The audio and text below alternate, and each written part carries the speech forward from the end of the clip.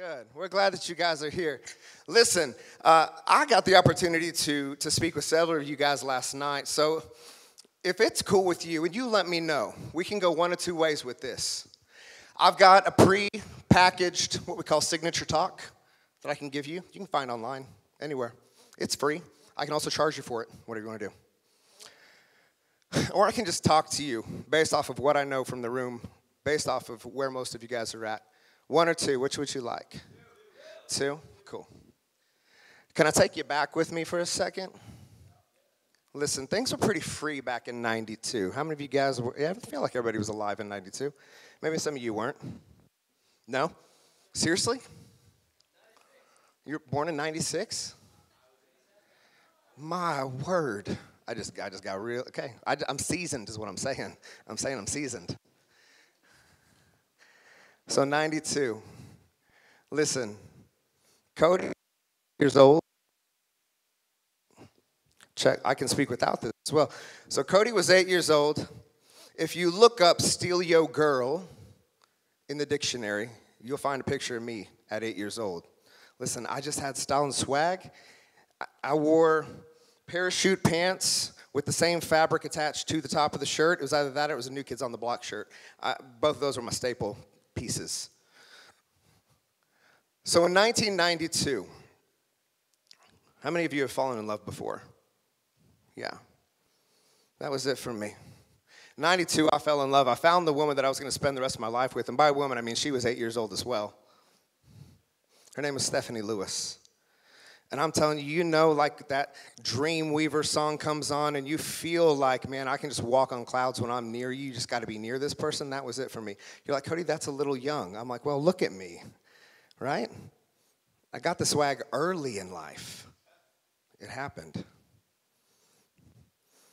And so we're at the YMCA one afternoon. And we're at the YMCA, and I'm going to be honest, we're a never-ending story. Haven't you guys seen that? Yeah. I get it, yeah. I'm not going to lie, our pinkies crossed. And I got that feeling. You know that feeling? That feeling you're not supposed to have at 8 years old? Caught it. I was like, man, I need to make this girl mine. I need to solidify the deal. And the only way I knew how to do that was like, what do women like? I didn't know that it was just being right. I was too young for that. But what I did know was they liked chocolate and jewelry based off every movie I'd seen. Chocolate I got some Reese's Pieces. I had those from lunch the day before. Solid. I had like 4 of them, right? Because I didn't like the orange ones. But I had no jewelry. So I went up to my grandmother. So my grandparents raised me. If you can't tell, I'm from a small town in Oklahoma. You'll hear that come through every now and again. I used to try to hide it. Now I just embrace it. I'm helping my grandma clean out her jewelry box, and I find this pendant. And y'all, it's perfect. When I say it is the pendant for Stephanie, guys, this is going to wife her up real quick. So I take it. And I take it, and I put it in my pocket like any good thief, and then I go home, and my dad does the wash. I call it laundry. So my dad does the wash, and inside the wash, he finds the pendant, and he said, hey, what happened? What's this going on with this? I'm like, oh, Nanny. Call my grandma Nanny. It's an Oklahoma thing. Nanny gave that to me. Oh, did she? Yep, she sure did. So where I'm from, if your parents think you're lying, they're going to drive your happy butt right over to where the crime was committed, and you're going to own it. So we drive over to my grandparents' house, which is about 5 minutes away. I still live about 5 minutes away from my grandmother, who I love more than anything in life other than my son, who I'll tell you about in a little bit. They raised me, my grandparents.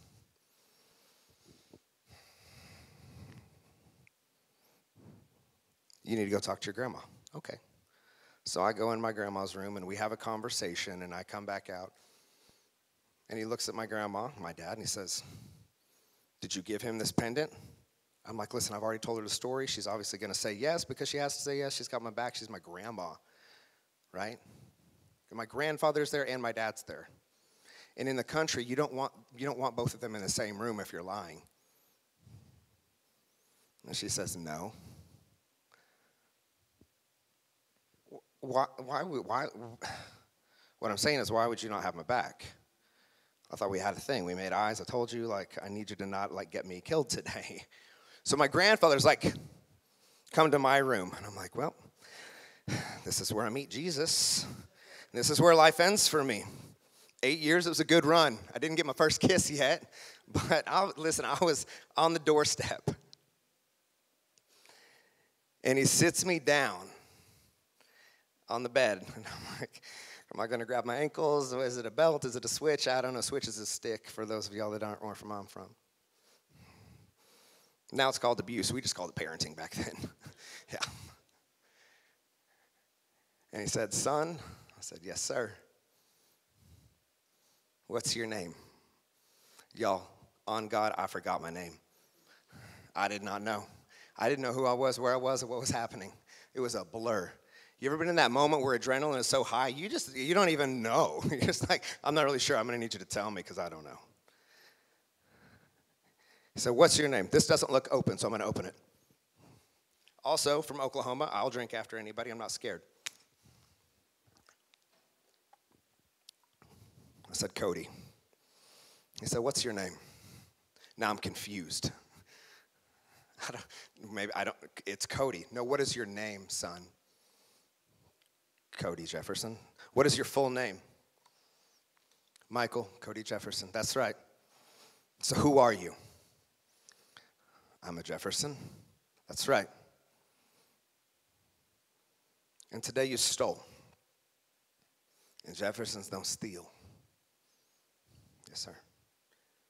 And today you lied. And Jeffersons, they don't lie. And today you did a lot of things that are contrary to who you are. So I'm going to need you to take some time, and I'm going to need you to think about what it means to be a Jefferson.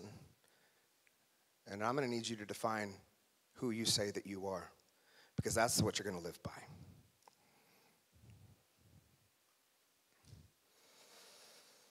I have an 8-year-old son now, full circle. And how many of y'all got a phone? Y'all should go to my Instagram, Cody_Jefferson, just like it sounds. There's about 10 others that will try to sell you crypto under my name. I have no way to help you create new levels of wealth for yourself in the crypto space. I'm not trying to sensitize followers in any way. I won't try to sell you anything other than hope. But if you go to my Instagram, you'll see, one, my kid is way cuter than yours. Holy crap. Listen, I'm just saying, you just got to go look. He's everything because I defined who I was. It took some time, though. At 19, I got into occupational ministry. I was a pastor for 13 years. You're like, Cody, you're covered in tattoos. It's non-denominational. Yeah, obviously. So I was involved in the church for 13 years as a pastor. The problem with getting involved in a church at 19 is you don't really know who you are. I really didn't have the qualifications. Anybody ever been in a place that you felt unqualified to be in at the moment? Maybe you're in this room and you feel a little bit unqualified right now. That was me. But at the time, I had a few things going for me. I had a really winning smile. You're seeing that right now. A winning personality, you're like, duh, check. I could play guitar really well. I could sing and I could talk. And at the time, that was really all that you needed. And so for the next 13 years, I would be in occupational ministry as a pastor. The problem was they didn't know where I came from. Y'all, I came from a place where people don't become successful. Most of us end up in prison or working the same jobs that everybody else has worked, making about $30,000 a year. I grew up in a single-bedroom trailer. There were 5 of us sleeping in the same bed, sharing the same bathwater. We had 2 pot-bellied pigs inside of our trailer. We also had a goat named Nearly because its mom rejected it and it nearly died. Clever. Yeah. I never even knew I was white trash, honestly, until Joe Dirt came out. And I was like, wait, why are people laughing at this? And so from 19 into my 30s, my life was a series of choices to help people understand that I was actually worth something. I didn't know who I was outside of what I could do, and my entire value proposition became around how I could solve problems and fix things, specifically people. I got really good at listening because if I could listen, if I could make you laugh, you wouldn't have to have me tell you where I'm from and that maybe I shouldn't actually even be here. Because if you knew me, if you knew that I grew up and people called me trailer trash, if you knew that I couldn't wear shorts to school because I had flea bites going all the way up my legs, like if you knew that, like you wouldn't want me singing to you and leading you. You wouldn't want that. So my whole identity got wrapped up in what I could do and how invaluable I could be. 8 positions in the church, 9 positions in the church, traveling, speaking, playing music, doing all the things. I got married in the process of that. Had my son. I got divorced in that process as well because I married the wrong woman. Not what you think. I married the church. I married my job. I married my position. I sacrificed everything I loved on the altar of my success, working 18-hour days. I missed my son's first steps. And so in the process, I get a divorce. And in the process, in the midst of that, no big scandal, guys. Nothing really cool happened, you know. Nothing that gets the good PR. But I walk through a really painful divorce, and it's public, right? Because I'm a pastor. There's no moral failing, so I get to stay on stage and keep telling people how great Jesus is, which he is great. I'm not saying that he's not. But now I've lost the only identity I had, which was husband. I'm not a full-time dad anymore. And in the process of that, then people start dying. Can I get kind of real for a second? 2 weeks after my son's mom says she wants a divorce, my 18-month-old niece was murdered. Worst case of sexual assault to a minor on Oklahoma record. Made international news. And yeah, you heard what I said, and that she was 18 months old. A couple weeks later, my aunt passed away of cancer. A couple months later, my sister-in-law, her mom, took her own life.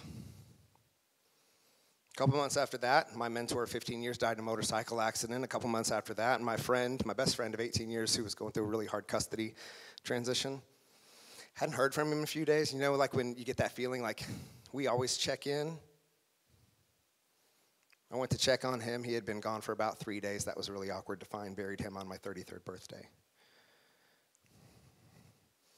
2 months after that, my 19-year-old sister goes home for lunch. The most brilliant kid, brilliant, quirky, just a popular, beautiful girl, all the life in the world. Someone broke into her house and strangled her to the point of unconsciousness, and I held her hand as she died. It's in the course of a year. It's wild, right? It's kind of weird. This is the point of the talk where we don't really go because it's like there's a threshold of pain that people can relate to, and then it gets to the point where we're like, yeah, that shit's heavy. I don't know. It's a little much for me. But I'm still the pastor. How many of you guys have been going through absolute hell in your life, but on social media, nobody would know it? For me, it was the stage of a church. You would never know it. Because I got to put on the song and dance because I got to be all things to all people. I got to have it all figured out all the time. No, it's fine. There's a plan. Everything's good. We're just going to pray. We're going to lead this song. I'm going to sing for you. I'm going to dance for you. I'm going to do all the things that you need me to do. Meanwhile, I don't even know what's happening inside of me. You ever been there? You ever been like you're just moving through all of these motions and you're trying to do all the things, but you don't even know why you're doing them anymore? And my body said, time out. I went septic. What that means is your body starts to turn on itself and it goes, it's just an incredibly painful process. I was unconscious for 3 days, and in those 3 days I lost 30 pounds. I was supposed to die. They brought my family in. 3 days later, guess what? I'm not dead. I'm not saying me and Jesus are the same. I'm just saying the similarities are uncanny.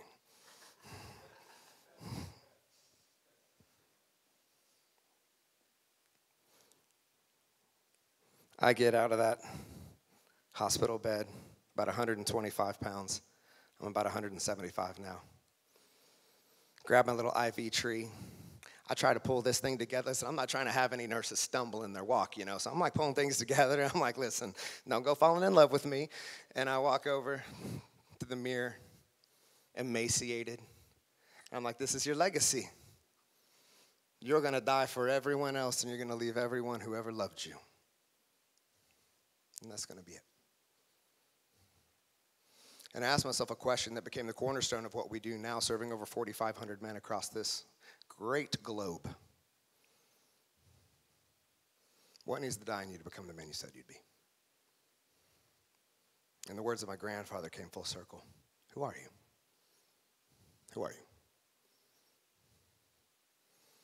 And it was that moment I recognized that I needed to define some things for myself.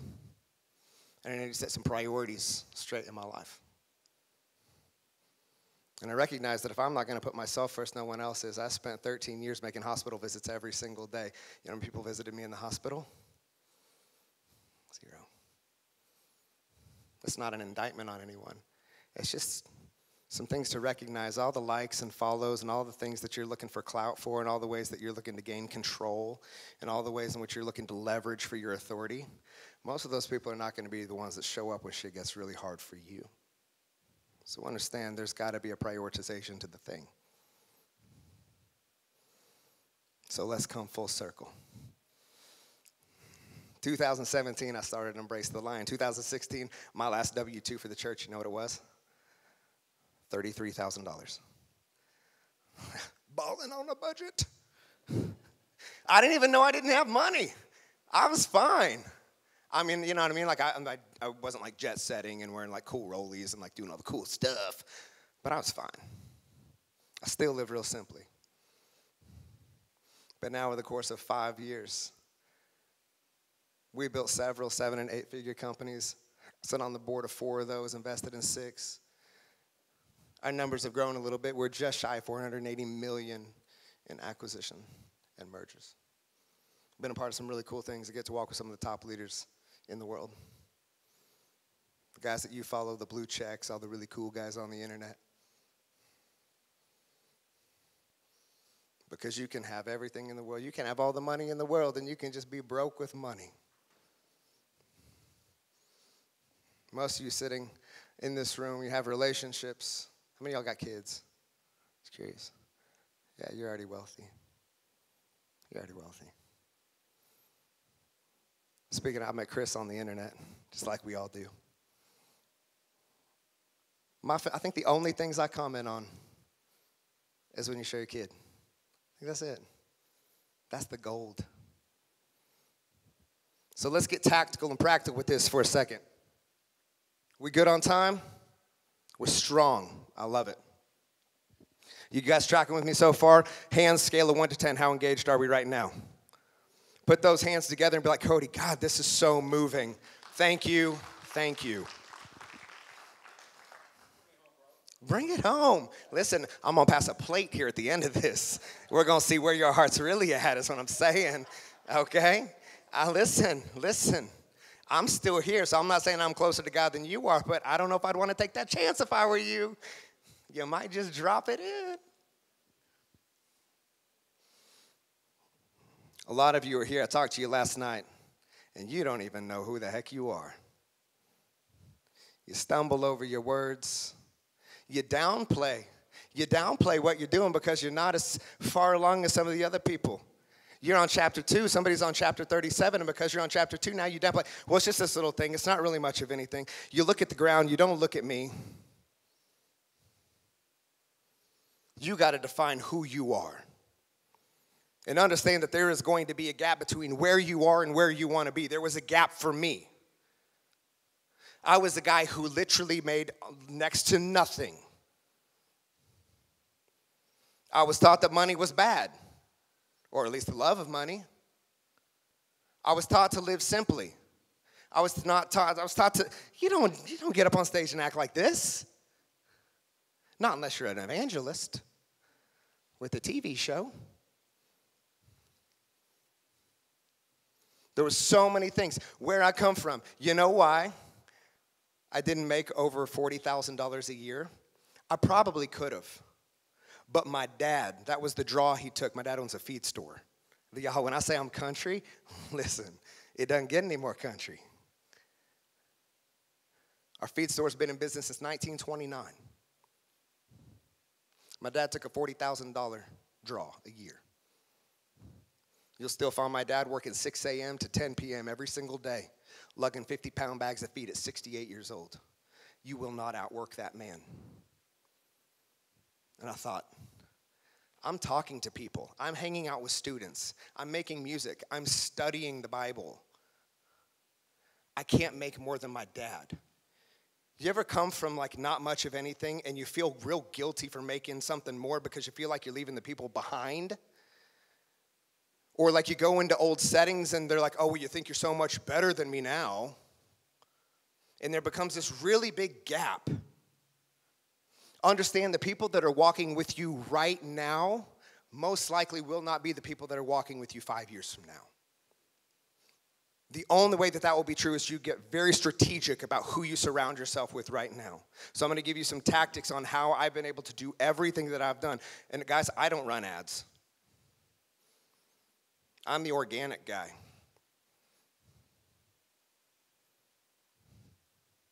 Get very clear on who you are. Very clear. And I get it, right now you may not be that person. But you need to get very clear on who you wish to become. And you need to speak that in I am statements. The reason being is your brain loves to follow patterns. It doesn't actually care what you want. It doesn't care. It cares about patterns. It cares about confirming its own suspicions and belief system. And in physics, we call it the principle of least path. Water doesn't flow through a rock, does it? Right, it wants to go the shortest path possible, conserving the most energy. Your brain does the same thing. So when I say, I will be wealthy, what am I telling myself? Yeah. I will be healthy. Yeah. So your brain's going to serve to try and make sure that you don't actually, because your brain doesn't want to do other things. Your brain's sitting, nodding at everything I'm saying. It's coming in, you're assessing it, and you're like, gosh, he is smart. And charismatic. The guy I feel like I've known him forever. And then you're like, wait, so you're going through all these things. You're sitting up, stabilizer muscles, you're breathing, you're pumping blood. You're doing a lot of things you don't think about. Your brain's like, I don't want a new idea. I don't want to have to become something new. That's why anytime you start to define who you're becoming, you sabotage. You're like, why is this so hard? Because your brain likes patterns. That's it. That's it. It's not that you don't want it bad enough. I'm not that motivational speaker. Nah, dude, your brain's just way smarter than you. So you got to get very clear on what you want, and you have to quantify that. Don't tell me you want to make more money. I will send you $1 in the mail, and now I'm your guru. Don't tell me that I just want to lose weight. Listen, you can catch any number of viruses and lose some weight for a while. We got to quantify this. What do you want? Because if you can set what you want, one of the big things I help men do is set parameters and frameworks.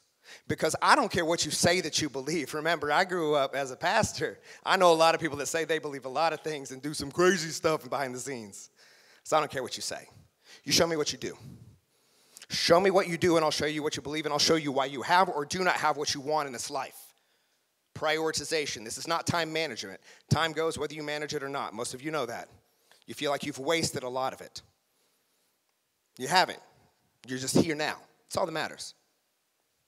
So get very, very clear on who you are. Get very, very clear on what you want. Quantify it, because if we can quantify it, then we can reverse engineer it and put it into daily action steps. And then you have to find accountability. You have to find the right people. That's why you're in this room. That's why I do what I do. That's why we walk with the men that we walk with. That's why we have a 93% retention rate. What? I know. And it's high ticket too. We walk with our men closer than brothers. We have to. We have to. Because the call is so great, because we're called to do big things. And most people don't understand that. Most people don't understand the internal chaos that happens when you're like 60% and somebody else is 120%. And so there's this internal dialogue that like you feel really frustrated because you're coasting and you know you're coasting, but nobody else knows you're coasting. And so there's this gap of potential. Nobody understands that. And nobody understands what it is to want more. Most people don't anyway. They're like, why aren't you just not grateful? It's like, I am grateful, but there's more. So you got to find people and surround yourself with people who understand that there's more and they want more too. And they understand that you are called with a purpose, for a purpose, by a purpose, and on purpose, and they will hold you to that. Not just for you, but for the legacy that you are living into. And then you remove the emotional constraints. Everybody says emotional constraints? you got to remove them. I want you to memorize this phrase. This is who I am, so this is what I do. You know the problem about losing 20 pounds? It does stay off. It doesn't come right back. With the bench, it's usually 25. You know the problem with 75 hard? Day 76. You know, some of y'all feel me. You're like, day 76, listen, man, I went crazy. I went to Vegas and it wasn't for a conference. I turned up. That's because you're going off of motivation and off of external goal markers that have nothing to actually do with who you become in the process. Because purpose, understand, is not about what you check off a list. It's about who you become. So rather than saying, I want to lose 20 pounds, why not? I am healthy, and I am fit, and I have one body to change this world, and we have 4 pillars that embrace the line. Everybody say head. That's how you treat your thoughts. Heart. That's how you treat your relationships with yourself, with others, and with God, whatever you call God. Health. Yeah, because you got one body. And then habits. How you treat your time. Running a successful company, growing your company with PR, with paid media, it's very simple. Like, I've been able to do it so many times because, y'all, I've been a licensed mechanic for 22 years. You're like, what a renaissance man. No, dude, we were just too poor. Something broke, you had to learn how to fix it, so I just went to school for it. Because I wasn't the guy who, like, barely graduated high school, you know, and, like, had to pick myself up into entrepreneurship because I couldn't read. Nah, dude, like, I was top of my class. Yeah, I had a full ride anywhere I wanted to go. I don't have that story. Been a licensed barber for 20 years. My grandfather, when I was a kid, he's like, you're going to go to college. I'm like, I know. He's like, I understand you get any degree that you want, but you learn how to fix things and you learn how to work with your hands like we do. Because we didn't have a TV growing up. We grew up doing woodworking projects. We had a 1/4-acre garden, broke horses. He said, because there's going to come a time where a lot of people with expensive pieces of paper are going to be afraid to get their hands dirty. So I just took that to heart. But business to me is just a series of parts in an engine. Right? You know what wrecks most cars? The driver. Who am I? What do I want? Why do I want it? What is it going to take? Who do I need in my corner? I can tell you that I am where I am right now. And let me check the time because I want to be mindful. We still good? Perfect. I am where I am because of the relationships in my life. Dude, if you go to my Instagram, mostly it's just pictures of my son. But you'll see that I know some really cool people. But I've got even more people that I've gotten to meet as a result of some of the things that I'm a part of. I don't post most of them because I'm not really into posting pictures with people that I don't know for clout. I think that's just weird. I don't know. Like, here's me and Mike Tyson. Mike could give a shit. Why do I care? But I get it. It works for some people. Everyone that I share is a close personal friend. When I tell you I have the most incredible friend circle, there is nothing like it. There is nothing like being in a room with people who understand you and who push you further than you thought you could go by yourself. There's nothing like it. And we've all got kids, and we're all dads, and we're all in relationships, and we all make a lot of money, and we all like to do really fun stuff, and we like to do hood rat things within reason. Nothing illegal-ish. YOLO guy, come on, come on. It's the best thing. But most people enter conversations in a room like this, enter any type of exchange with the exchange in mind. What do I get out of this? So many relationships fail. I'm not a relationship expert. But I do know that most relationships fail. I had a joke, but it was off color. That's why I paused. I read the room.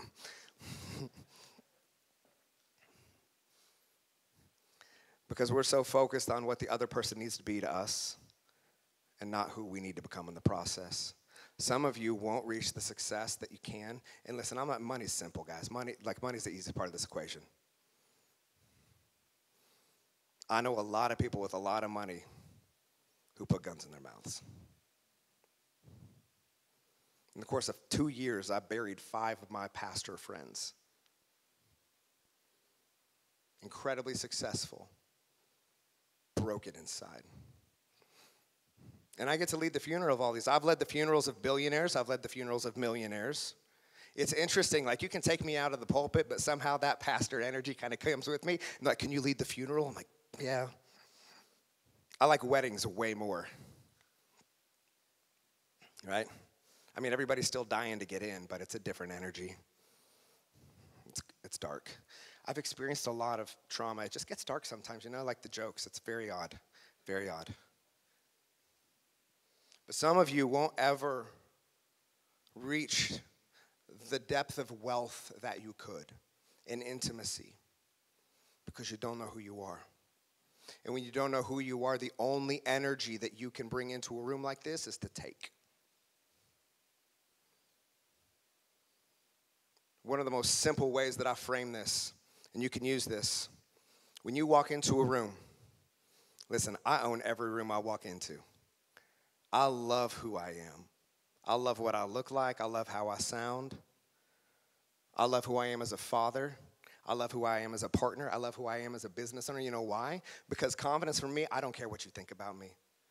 Hear me. Confidence is built on keeping your word to yourself, especially with the goals that you don't tell anybody about and the integrity that nobody else sees. You can ask my 8-year-old son, what is integrity? He'll tell you. It's doing the right thing when nobody's watching. 3 days ago, I got a note from his teacher, and I open it. It said, we just wanted to let you know that your son is really far ahead in school. I'm like, well, duh. Hello. I didn't say that, but I thought it. And if you don't think that, have some pride in your kids. But I want you to know he helps every other kid in class. He helps me. And I've never seen that kind of leadership displayed in a second grader, and so I just wanted to let you know.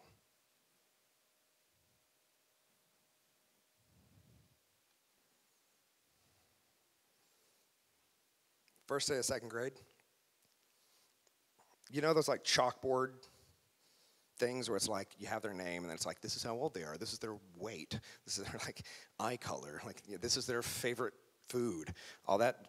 We do that a lot in the Midwest. I don't know if y'all do that where you're from, and they like stand by it. When I grow up, I want to be a dad just like my dad.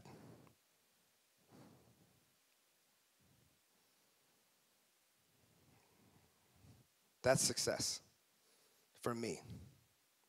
Might not be for you, but it is for me. Success for me is that I run a lot of companies and I get to do a lot of cool things. But you know what else I am? I'm my son's baseball coach. I'm his wrestling coach. I'm homeroom dad. I'm the only dad in the whole school on PTA. I'm saying like the moms aren't complaining, but what I'm saying is I'm the only dad. You know what I mean? And so then all the dads show up for like some of the things, and like all the moms like, oh my God, hey Cody, I just saw your article, like you're doing so amazing. And these guys are like, who's that guy? I'm like, ask.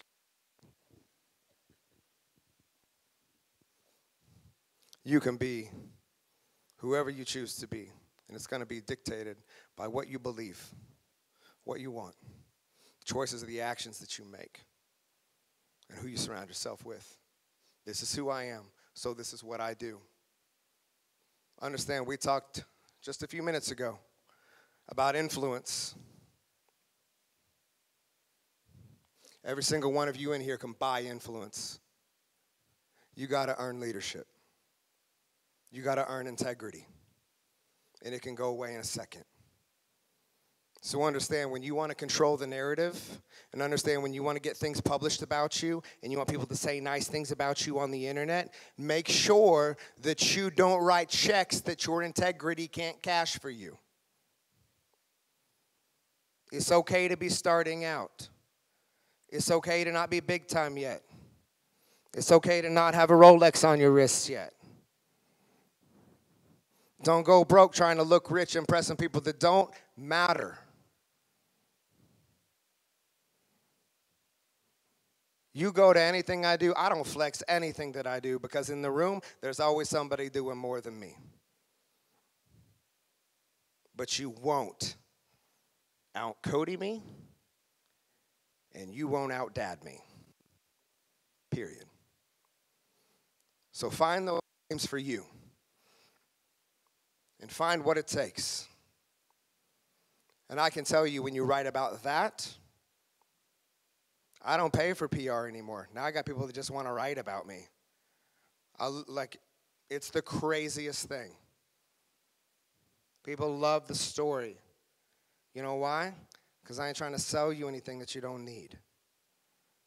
Most of the time, I'm not trying to sell you anything other than who you can become in the process. And you can become anything. Ulysses, for us, it's within reason. We're not going to play basketball on a professional level. You know what I'm saying? I'll dunk on some 8-year-olds, but yeah. My friends, useful?